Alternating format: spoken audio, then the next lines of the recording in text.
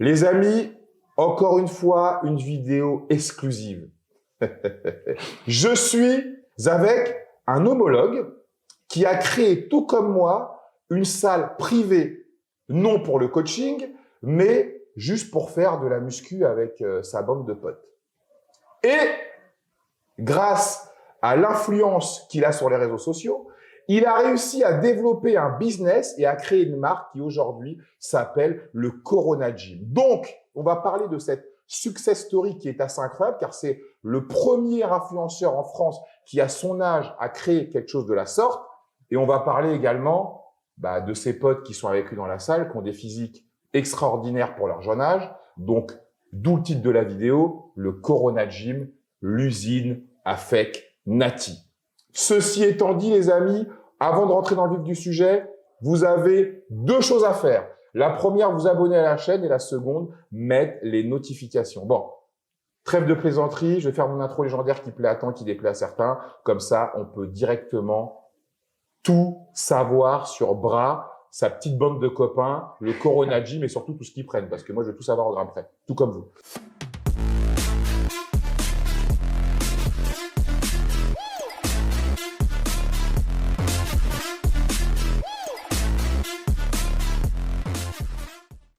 Les amis, si comme moi, quand vous rêvez le matin, vous avez la chance d'être de bonne humeur, car vous avez le bien le plus précieux qui existe. Je ne parle pas de l'amour, je ne parle pas de l'argent, je parle bien évidemment de la santé. Et que de surcroît, les personnes que vous aimez, n'oublions pas celles que vous n'aimez pas, sont également en bonne santé. On peut le dire officiellement, aujourd'hui est un nouveau jour. Today is a new day. Bon, Bras. Corona, ça me fait penser à un truc, déjà à la bière espagnole qui est assez légère, et à un virus qui nous a cassé les couilles pendant pratiquement 2 ans. Donc, j'imagine que tu n'as pas fait cette salle avec ce nom-là par rapport à la bière espagnole. Absolument pas. Absolument pas. Pendant le premier confinement, j'étais dans une petite ville à Sainte, en Charente-Maritime. J'étais chez ma mère, j'avais 19 ans, premier confinement, toutes les salles fermes. Dans les grandes villes, tu avais possibilité d'aller gratter dans quelques salles, rentrer derrière. Mais dans les petites villes comme moi, il y avait absolument pas la possibilité de s'entraîner. Tu pouvais rien faire. J'ai créé une machine en bois avec un pote à moi. Si tu veux, je t'enverrai des photos. Ah oui, on va partager. Vous les verrez. Une machine en bois que j'avais nommée Corona Gym. J'ai créé ça avec un pote à moi qui s'appelle Grégoire. C'est un ami à moi depuis, je le connais, ça va faire 20 ans. Donc, on s'est connus très petits. Et si t'as 19 ans, tu connais depuis 20 ans, donc j'ai tu 21. connaissais avant d'être dans le ventre de tes parents. Ouais, non, t'as capté. Ça fait, là, maintenant, ça fait 20 ans que je le connais. Et on a créé une machine. Du coup, c'était une sorte de gros rack avec une poulie, avec une roue de vélo et tout. Et on a appelé ça Corona Gym. Ça m'a permis de m'entraîner pendant 2 mois. Le temps de la fermeture des salles. Elle réouvre pendant les grandes vacances. Je sais pas si tu t'en rappelles, les vacances d'été. Ça réouvre. Je retourne à la salle comme monsieur tout le monde. Et arrive la rentrée en septembre. Je bouge de cette ville, donc en campagne, pour aller à Bordeaux. Bordeaux, j'arrive, je me dis, bon, j'espère que les salles ne vont pas fermer. Parce que là, c'est la merde. T'as pas de quoi construire un truc dans la rue et tout. C'est la ville. C'est pas la campagne où tu te fous dans un champ à côté et tu peux pousser tranquille. Et je me dis, bon, c'est la merde. Je chope un appartement. Et en dessous, il y avait un espèce de grand garage, vide. Et je dis, putain, fais chier ce garage, j'ai pas envie de l'avoir. Parce qu'en fait, le mec, le propriétaire, il me dit, oui, si tu veux l'appartement qui est au-dessus, mon gars, il va falloir raquer le garage aussi. D'accord. Parce qu'en fait, si tu veux, il avait la flemme de faire 2 bails différents. Donc, je dis, bon, vas-y, go. Parce que moi, je suis étudiant à ce moment-là. Flemme de rajouter 100 balles sur le loyer. J'arrive quand même à choper l'appart avec le garage vide. On est en septembre. 2 semaines après, je m'étais inscrit dans une salle entre-temps. Une petite salle, tu sais, salle un petit peu, pas les fitness parks, pas les basic fit, dans une petite salle un petit peu familiale. Je m'inscris là-bas, je fais quelques rencontres avec quelques gars et tout. Et 2-3 semaines après, les salles referment. Et là, je me dis, bon, waouh, c'est la merde. Là, c'est la merde, surtout que là, t'es pas chez papa, t'es pas chez maman, tu peux pas construire une machine en bois, tu peux pas te foutre dans la rue. Et je réfléchis, je me dis, putain, on a ce garage, mais on n'a pas trop l'oseille. Comment on fait? Et en gros, la dernière séance, c'était, je crois, un jeudi. Ils annoncent la fermeture des salles pour 15 jours. Et je me dis, bon, est-ce qu'on fait quelque chose dans ce garage ou est-ce qu'on attend 15 jours? Tu vois, c'est le risque. Donc, tu calcules, tu te dis, bon, bénéfice-risque. Et il y a moyen que les salles ferment pendant 6, 7, 8 mois. Parce que là, je me suis dit, bon, cette fois, je pense qu'on va pas nous douiller. Ça va fermer pendant un bon temps. Et je me dis, bon, vas-y, on va faire quelque chose dans ce garage. Dernière séance le jeudi, il devait être 20h. La salle, elle est fermée. On savait que le lendemain, c'était impossible d'y retourner. On se regarde comme ça, comme des cons. On se dit, mais qu'est-ce qu'on va faire, en fait? On est dans la merde. Et tu sais, t'as cette espèce de regroupement de passionnés qui se disent, ouais, bon, dans la merde, vraiment. Et moi, je réfléchis, je me dis, il y a ce garage. qu'est-ce qu'on ferait dans ce garage? Venez, on achète du matériel, on se cotise tous un petit peu et on chope du matos. Le vendredi, il y avait un banc Technogym incliné, une barre olympique, 200 kg de poids et quelques dalles. Waouh. On s'est cotisé, on a acheté ça. Tu vois, on était tous étudiants et on l'est quasi tous encore. Et on s'est cotisé, on a essayé de faire en sorte. Et en plus, sur le bon coin, il y avait que dalle. Pénurie de matos, tout le monde achète tout. Tout En fait, le monde a tout acheté. On chope une bonne annonce, c'est les pompiers qui nous vendent ça ou la gendarmerie, je me rappelle plus. Et on chope ça. Et on s'entraîne. Et tu vois, un peu en mode, on n'a pas beaucoup de matos, on pousse, on tourne. En mode à l'ancienne, ouais. À l'ancienne. On met des images de Dorian Yates, on met des images de Kevin Levron dans le garage. Vraiment ancienne. On met des vidéos un peu Machiavelli motivation tu sais, sur Instagram. On met ce genre de vidéos dans le garage qui tourne en boucle, l'enceinte à fond, la voisine qui se dit mais qu'est-ce qui se passe dans le garage? Et au final, elle comprend qu'en fait c'est pour notre bien, c'est qu'on en a grave besoin. Et donc on commence à s'entraîner dans ce garage, petit à petit. On fait 1 an et demi dans ce garage. D'accord. Arrive septembre dernier, on se dit franchement j'ai plein de petites vidéos dans mon téléphone, viens on les poste un petit peu. Et je crée un compte TikTok et je me dis vas-y on va les poster, on va voir ce que ça donne. Ça monte très très vite. 20 000, 30 000, 40 000, 1 million de vues, 2 millions de vues, 3 millions de vues. Ça monte hyper bien. Et je me dis, il y a un truc à faire. Et en y réfléchissant, en prenant du recul, je me dis, ben, en fait, ce qu'on vient de faire là, j'ai mis le doigt sur quelque chose qui n'a pas été fait auparavant. Jamais, ouais. J'ai mis le doigt sur quelque chose qui peut-être potentiellement au States ça a été fait. Un groupe d'amis qui s'entraînent, comme on le voit avec les David Lake, tout ça. Absolument, ouais. Mais en France, personne. Que des indépendants. Tu vois. Et pour le coup, en fait, ben, ça a fait la différence et je pense que c'est ça qui a plu. Donc, le Corona Gym, pour resituer un petit peu, un garage dans Bordeaux. Depuis, c'est un fitness park, un garage. D'accord, ok. On a acheté grave de matériel. On a haltère de 2 kg à 65 kg. On a 2 racks à haltère. On a des dalles partout dans la salle. On a une Smith machine, on a une cage à squat qui arrive. On a un leg extension, un ischio-jambier. On a 2 bancs Technogym inclinés, couchés. On a des bancs qu'on peut déplacer.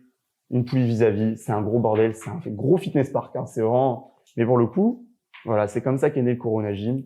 Simplement des gars qui voulaient s'entraîner. On a saisi l'opportunité, on s'est dit, vas-y, on va s'entraîner. Donc alors, ce qui est intéressant dans ton histoire, c'est que, à partir du moment où tu as pris cet appartement que tu voulais pas, parce que le mec est obligé de te mettre le garage, en fait. Et en plus, à Bordeaux, c'est compliqué de trouver un appart comme à Paris, je pense. Ouais, absolument. Ouais. C'est compliqué. Donc, franchement, tu te dis à 100 balles près, allez, vas-y, c'est bon, je sacrifierai quelque chose d'autre. Parce que quand t'es étudiant, tu marches comme ça. Je sacrifierai quelque chose d'autre.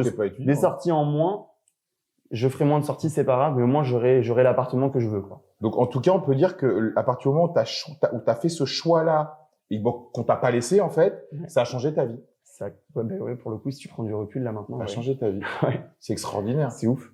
C'est ouf de se dire, moi, j'y réfléchis beaucoup, de me dire que des petites décisions comme ça, des choix de la vie, peuvent influencer ta vie et peut-être à tout jamais. On te crée un vrai business. On te crée un business derrière. C'est incroyable. Et donc, ça veut dire que, donc, les gens qui font partie du Corona Gym, donc ton équipe, ce sont des gens que tu as rencontrés à la salle de sport où tu t'entraînais. Ça dépend.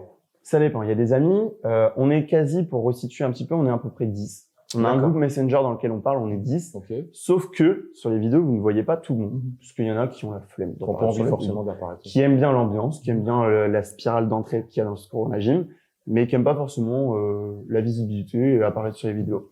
Donc sur les vidéos, vous en voyez 6, 7, 8, grand maximum. Et en fait, il y en a beaucoup que je connais d'avant.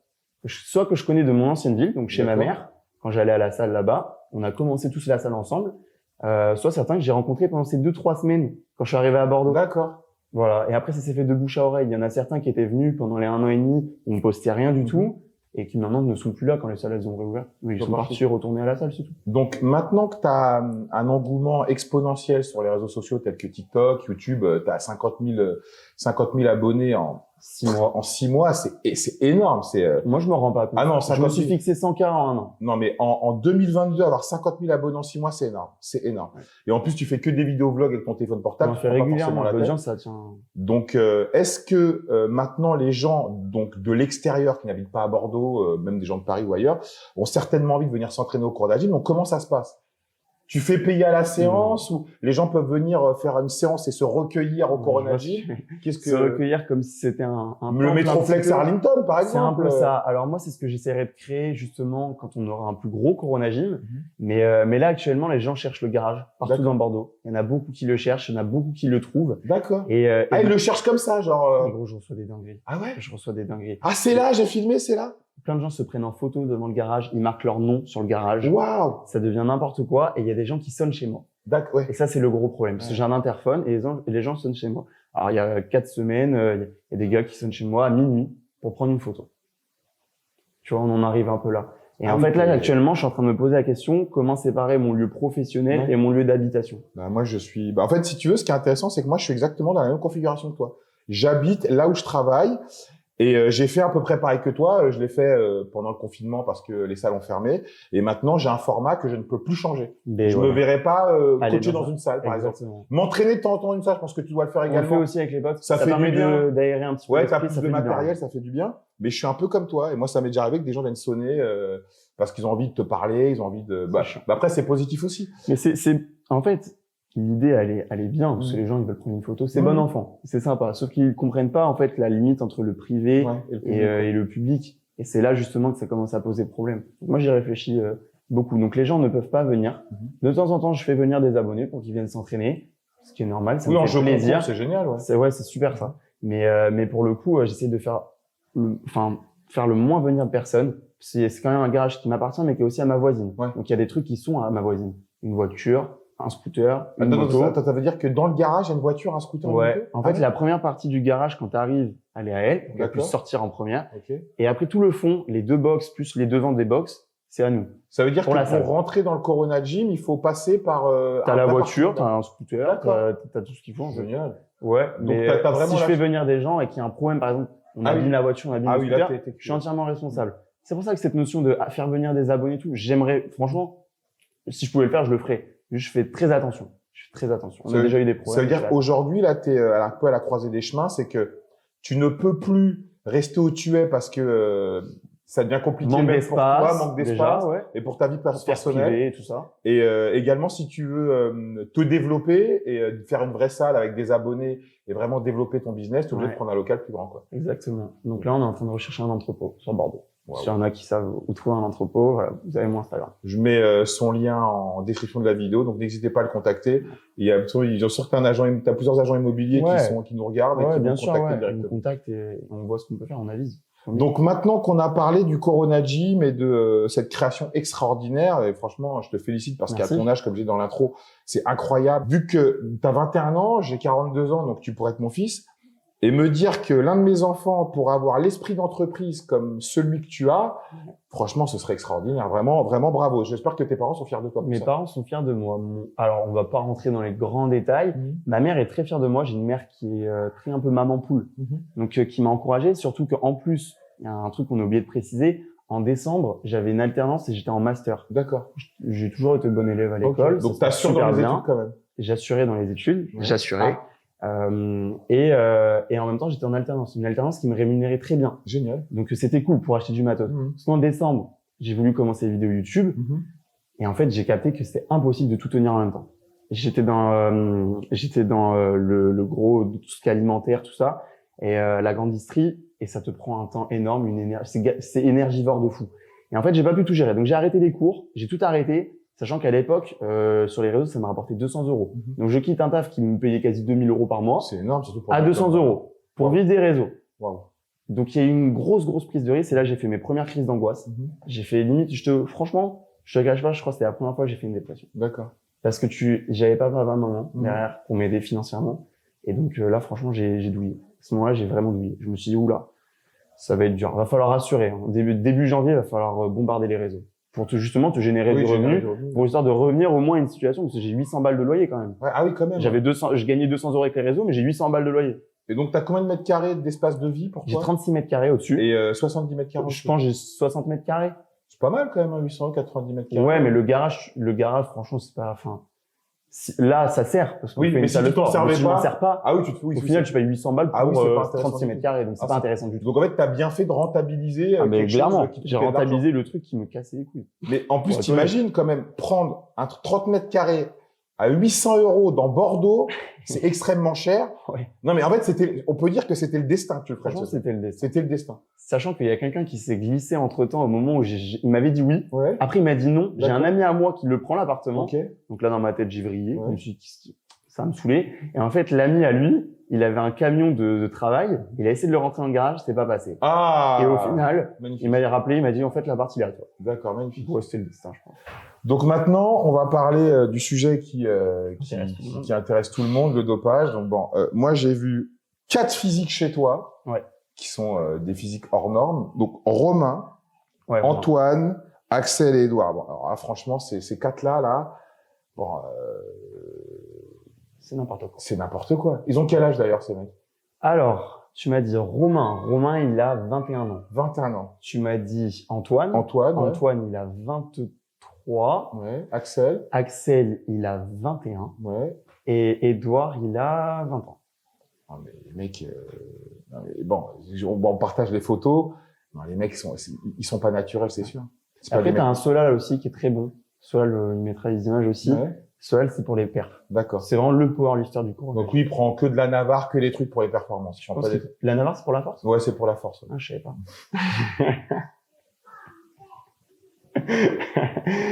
Tu vas essayer de me baiser, je vais te retourner le truc direct. Donc, ouais. Anabol pour la force? Tu peux prendre également pour la force. Donc il couple les deux. D'Anabol à Navarre. Bon. Bah, s'il en prenait, franchement, ça se verrait sur ses perfs. Bah, ça se voit déjà.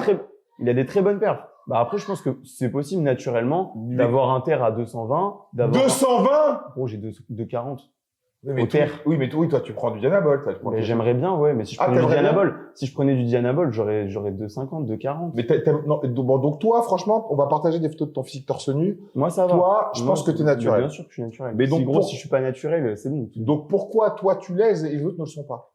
Pourquoi les autres le sont? Ouais, non, quoi, les autres sont pas naturels et toi, tu l'es? Pourquoi tu les as pas mis dans la sauce? J'aimerais bien les mettre dans la sauce, mais pour le coup, je te dis, moi, ça fait très longtemps que je les connais, j'ai jamais vu un gros boom. Ouais. Voilà. Moi, franchement, je te le dis honnêtement, Rob, on me prend souvent sur YouTube parce que, tu vois, c'est moi qui tiens un peu le coronavirus. Oui, absolument. Donc souvent, on va me dire, Ibra, tu défends tes potes. Ouais. Tu sais, on me fait un peu une Ulysse et une Panda. Okay. C'est-à-dire que oui, on est amis, on se connaît, blablabla, ils sont natifs, croyez-le. Moi, s'il y en a un qui était pour moi chargé, je le dirais direct. J'ai pas de honte à le dire. Même, je ferai des suppositions en disant, il est chargé. Donc je pense qu'il est chargé. Pour moi, les 4 sont natifs. Okay. Pour moi, les 4 sont natifs. Et s'il y en a qui doutent, je pense que ça peut venir de X facteurs, comme les photos. Ouais, c'est vrai. La lumière. La lumière. On est très bon en photo. On est très bon en vidéo. On sait comment retoucher les photos et les vidéos. On sait comment les retoucher. Ça y joue. Ben, tout le monde. De toute façon, à partir du moment où tu t'exposes en public, tu sais comment éditer une photo. Tu sais quel angle te met en avant. Moi, j'ai un très bon triceps. Ouais. Je me mets souvent de profil sur les photos. Et Axel est très bon de face. Il se met de face. Romain est très bon de face. Il se met de face. Tu les verras très peu mettre en avant leurs points faibles. Mais donc pour toutes ces personnes-là, est-ce que tu reçois beaucoup de messages de gens qui disent oui, arrêtez de nous prendre pour des jambons? Ouais, j'en reçois beaucoup. J'en reçois aussi, à contrario, des gens qui disent ouais, non, franchement, ça look natif. Je pense qu'après, avec les réseaux sociaux, c'est porte ouverte à toute critique, qu'elle soit constructive, négative, positive ou pas constructive du tout. Et donc, je pense qu'à mon avis, peu importe ce que je vais dire devant ces caméras, peu importe ce que je vais te dire, il y a toujours des gens qui vont dire ils sont chargés, il y a toujours des gens qui vont dire ils sont natifs, et je pourrais pas changer forcément l'opinion des gens.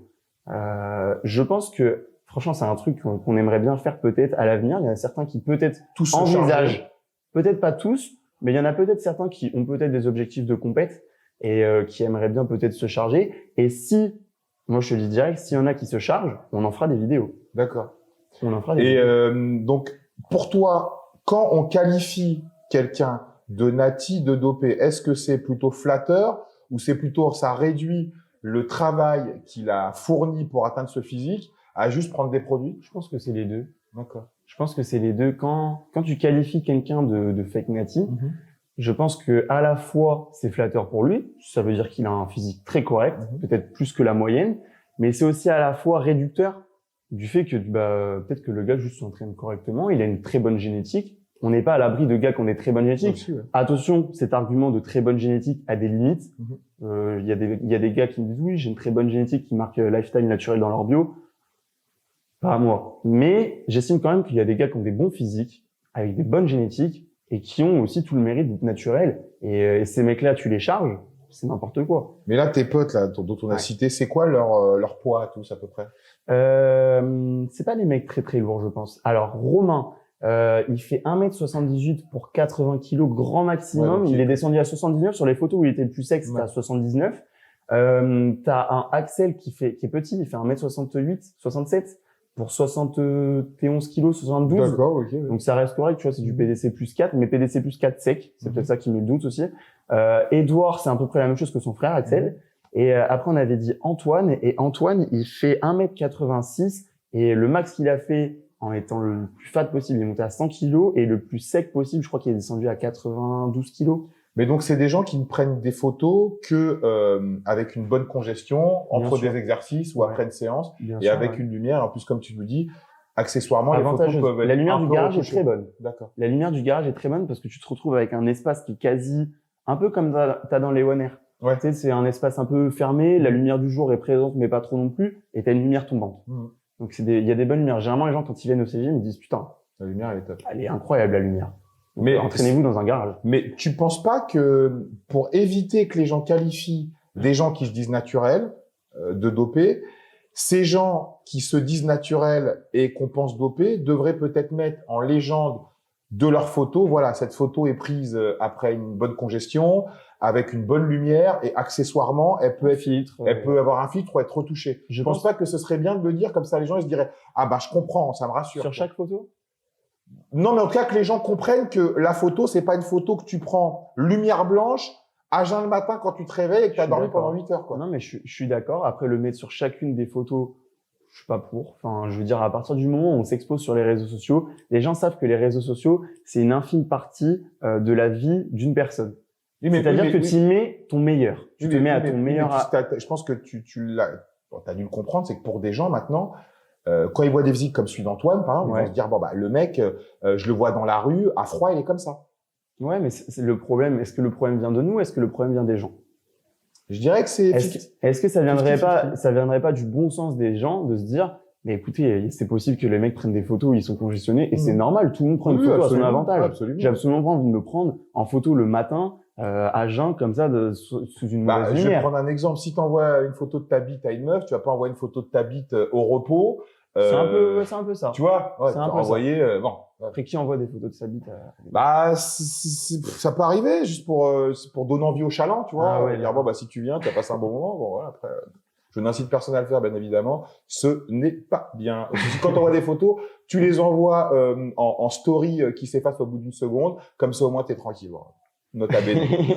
Donc en tout cas, ce qui est intéressant, ce que tu dis, c'est que tu avoues, bon, même si c'est pas un aveu, que ces photos sont prises d'une manière où avantageuse. Bien sûr. Voilà. Et qu'accessoirement, elles peuvent être retouchées, comme même les photos des meufs, comme toutes les photos. Ouais, ma copine, par exemple, poste des photos. Tu as vu sur Instagram. Et c'est pas elle. Une fois. Le corps de quelqu'un d'autre. C'est une autre personne.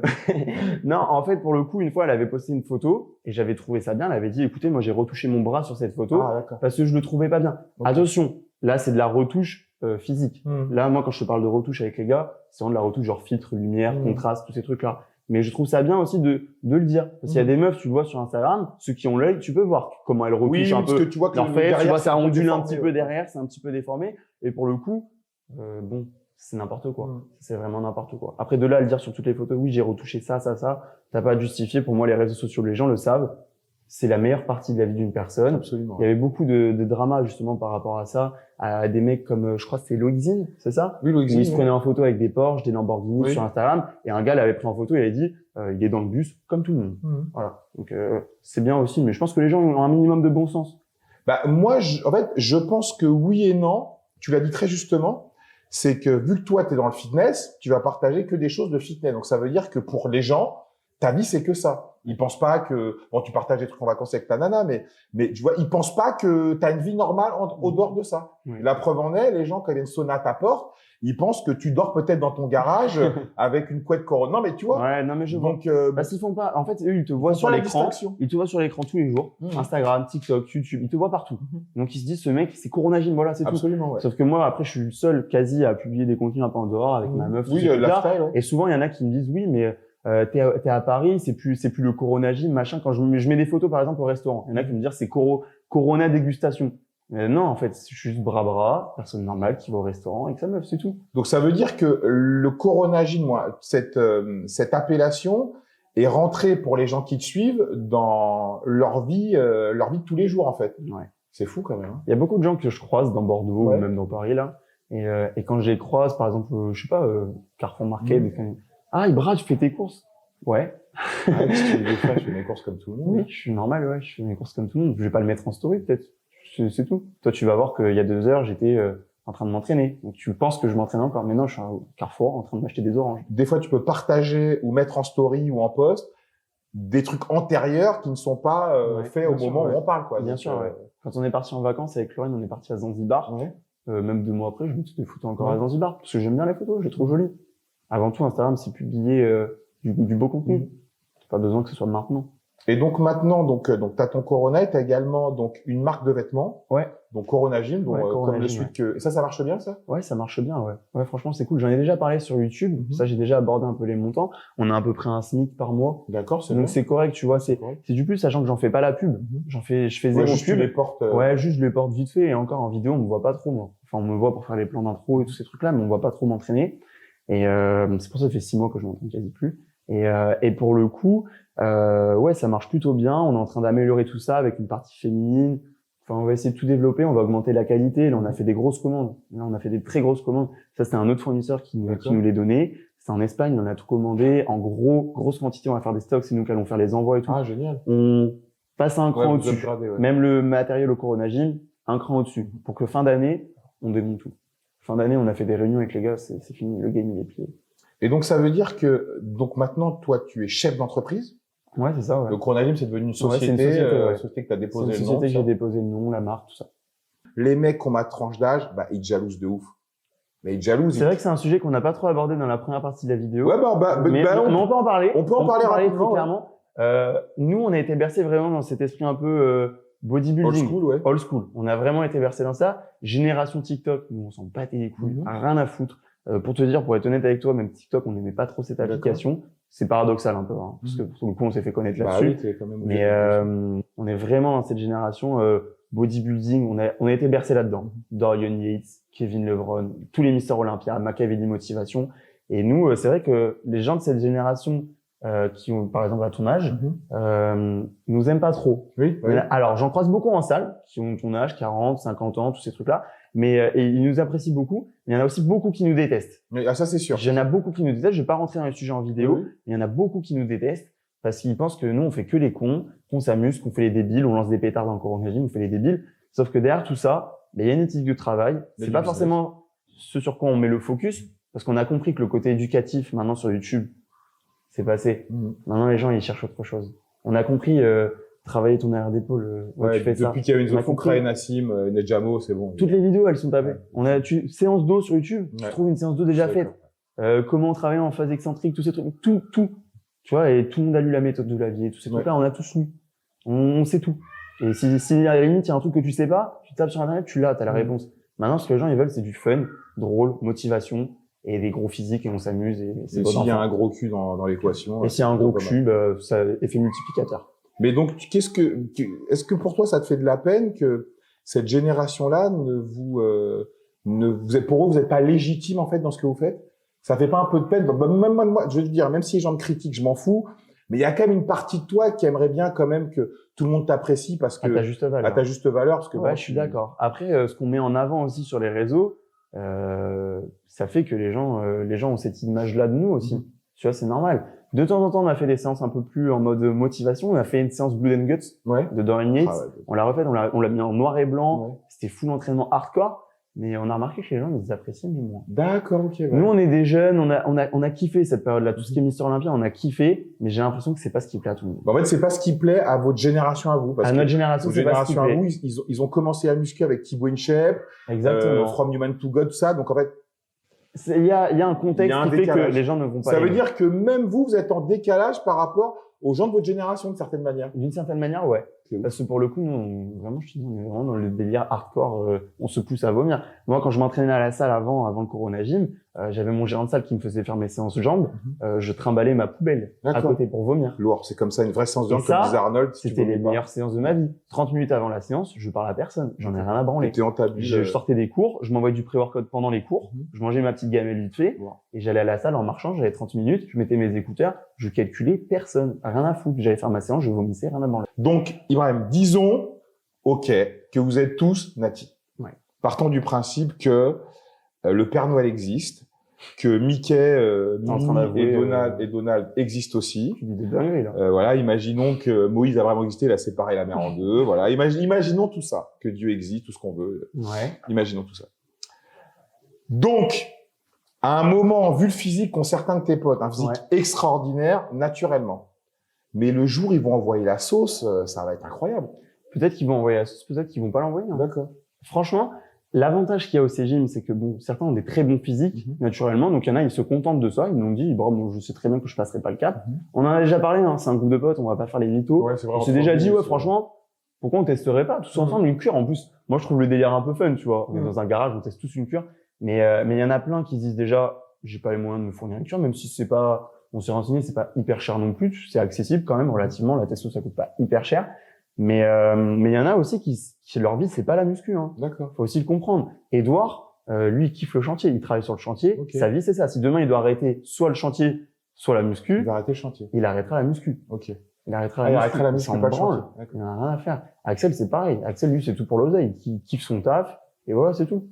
Donc, en fait, ce qui est intéressant dans ta team, c'est que c'est que des gens, donc, quand même, ou qui font des études, ou qui ont un travail, donc, qui sont pas que des go muscu, qui pensent pas à ça tout le temps. Ils pensent pas à ça tout le temps, hein. Et en plus, vu qu'ils pensent pas à ça tout le temps, ils ont quand même des super résultats comparés à des mecs qui, eux, pensent à ça tout le temps et prennent potentiellement des produits. Ouais. Alors, en fait, ce qu'il faut aussi, il y a un truc qu'il faut resituer, c'est que quand les salles, elles ont fermé, tu t'es retrouvé avec les mecs déter qui voulaient s'entraîner, forcément. Et tu t'es regroupé, enfin, on s'est regroupé, justement, avec un ensemble de mecs déter.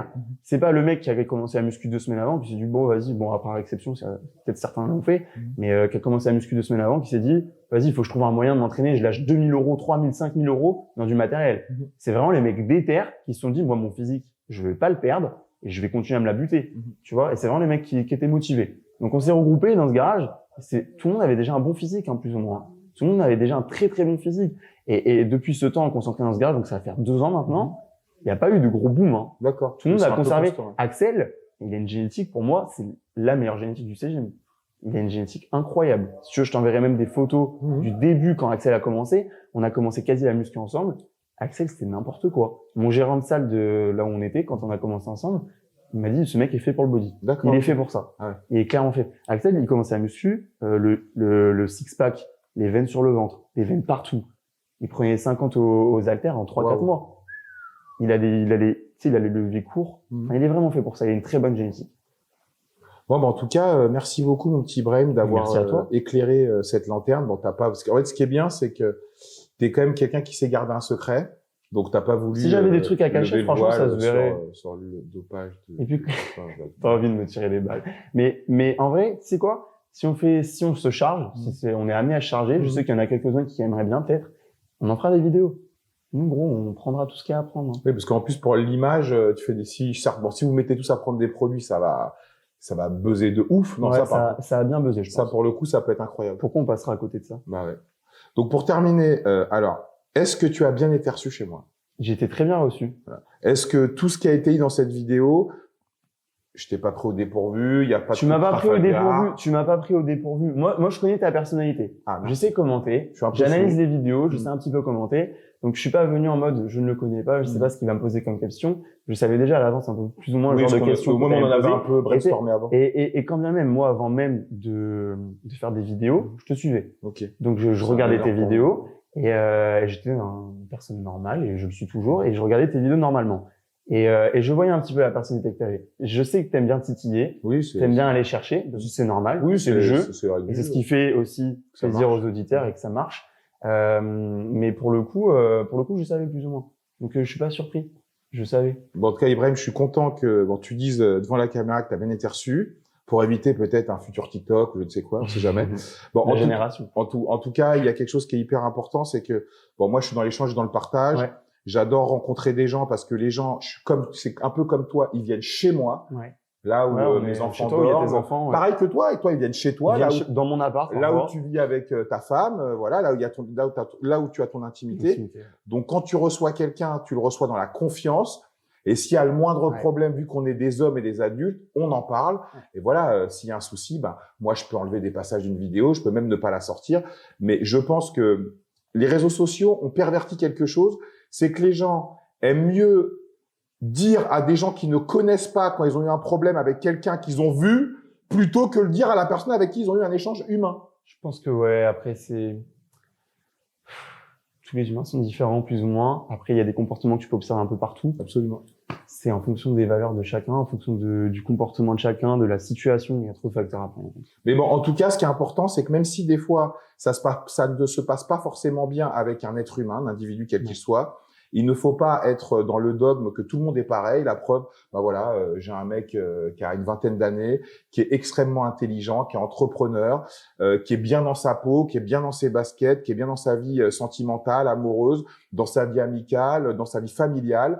Et ça, c'est hyper inspirant. Donc les gens, voilà, on peut ne pas être d'accord avec les gens, ne pas adhérer aux propos ou au point de vue, c'est une chose. Mais il faut respecter une chose, le travail. Parce que moi, je vais vous le confesser, il y a beaucoup de youtubeurs qui sont émérites, où j'aime pas forcément le contenu, et je peux en parler en off avec des gens avec qui je fais des vidéos, et même les critiquer, comme eux, ils doivent le faire également, parce que moi, il y a beaucoup de gens qui ont fait des vidéos sur moi, ou qui ont mal parlé sur moi, alors que moi, je n'ai jamais mal parlé sur un youtubeur connu, à part quand j'ai fait une vidéo sur la formation que vendait Nassim, et Nassim est venu pour s'expliquer, et voilà, ça c'est adulte, ça c'est intelligent, ça on fait avancer Schmilblick, et on en sort tous grandis. Mais si vous avez quelque chose à dire à quelqu'un, ne vous répandez pas sur un réseau social, TikTok, Instagram, YouTube, parlez à la personne. On est des êtres humains, et si on parle entre gens intelligents, bien élevés et ouverts, voilà, il y aura jamais de problème en fait. Et moi, j'ai la prétention de dire que ma mère m'a bien élevé, même si je peux dire salope, même si je peux dire pute,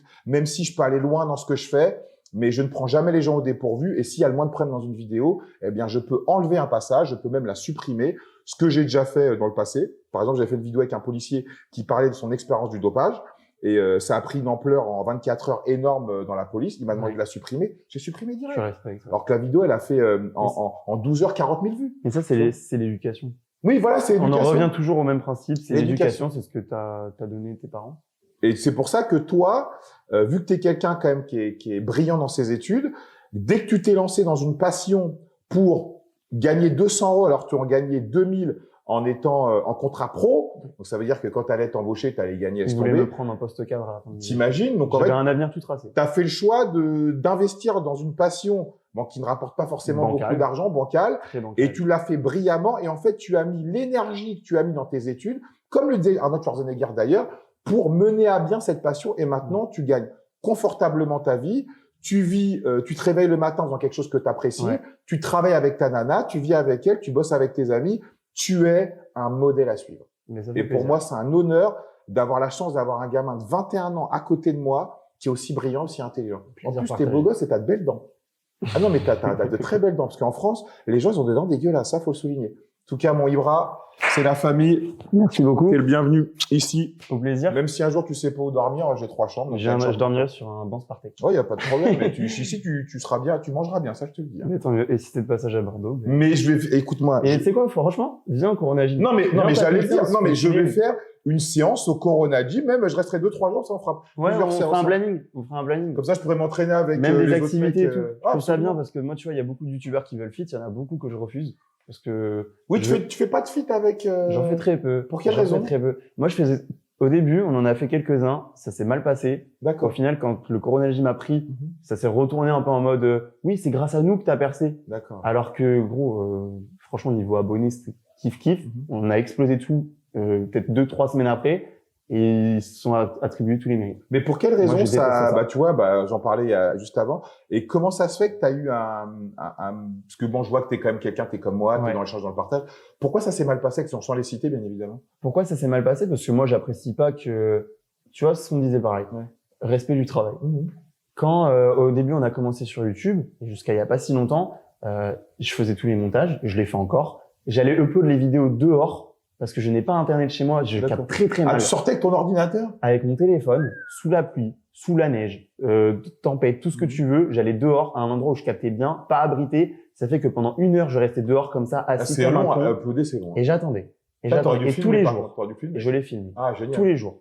Parce qu'on a fait un rythme de 1 vidéo par jour en début. D'accord, ok. Donc tous les jours, je faisais ça. Et quand t'as un gars qui vient me dire, tout ce que t'as, c'est grâce à moi, et sans moi, tu seras encore à ton taf d'avant, Ouais. double fuck à la carie, rien à branler. Ouais, parce que Tu dégages, gros, et il paye pas ton loyer, tu payes il pas paye mon pas tes loyer, machines. c'est pas toi qui t'es sacrifié, qui a quitté ton taf, c'est pas toi qui a fait tous les sacrifices possibles et inimaginables.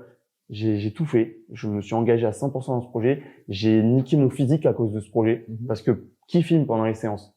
C'est toi. C'est moi. Qui s'entraîne pas pendant les séances? C'est toi. C'est moi. Si je m'entraîne en dehors des séances, mes potes ils vont me dire, ben, tu t'entraînes plus avec nous. Ça perd l'aspect Corona Gym. Donc, il faut que je sois là pendant les séances, quand je filme, que je m'entraîne. Mais s'il y a Axel qui va s'en développer couché à 150 et que moi, j'avais prévu de faire ma série, je mets une croix sur ma série, je vais filmer. Qui c'est qui fait tout ça? Qui c'est qui fait les montages? Quand je suis en vacances, je fais les montages. Là, je suis à Paris, je fais les montages.